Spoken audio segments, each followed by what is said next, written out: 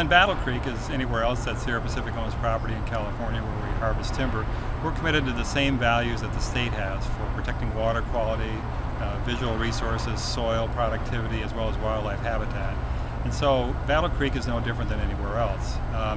We are operating under very strict forest practice rules in California, and those rules are established to make sure that those public trust resource values are protected during the process of harvesting timber.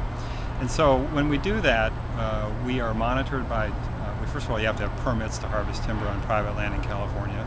Those are approved by state agencies. And then those permits have regulations within them to make sure that we're protecting water quality and those sorts of things. So in doing so, I think the people can be assured that we're meeting those goals from the state.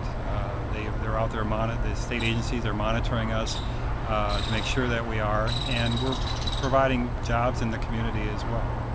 There are critics that allege that our timber harvesting is causing siltation in creeks and other types of damages occurring, but yet they've produced no data to support that. There are allegations that are being made with no foundation.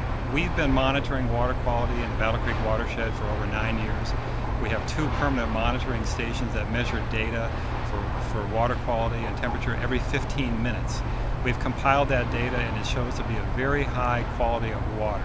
State agencies have looked at that data. They have done their own tests at the Regional Water Board, as well as the Department of Fish and Game and the Department of Forestry, and they've all found the same thing, that the water quality is very high in the Battle Creek watershed, and that our timber harvesting has produced no deleterious effects on water quality.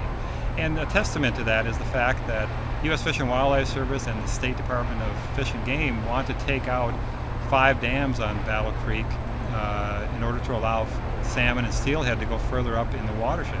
Well, the reason they want that is because the water quality is so high above the dams to allow these fish to breed in the streams above Battle Creek, above the dams that are currently blocking them in Battle Creek.